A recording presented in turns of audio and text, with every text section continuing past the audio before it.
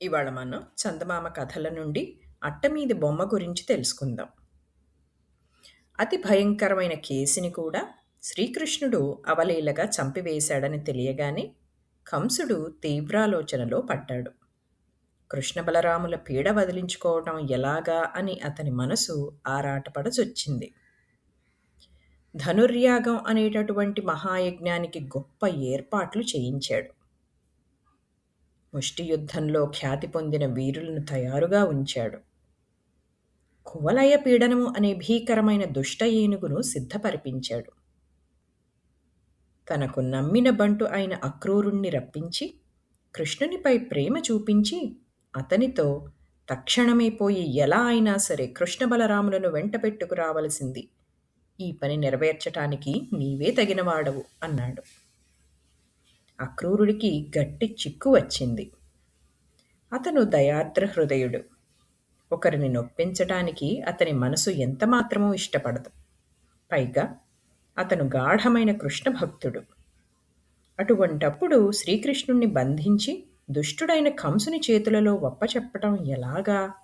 అయితే యజమాని అయిన కంసుని మాట కాదనడానికా వీల్లేదు. ఈ పరిస్థితిలో ఏమీ పాలుపోలేదు. మరునాడు ఉదయాన్నే కంసుడిచ్చిన రథం మీద అక్రూరుడు బయలుదేరి బృందావనమునకు సాగిపోయాడు. వెళుతూ దారిలో ఆ కృష్ణ పరమాత్ముని దర్శన భాగ్యం నాకు కలగబోతూ ఉంటే విచారమెందుకు?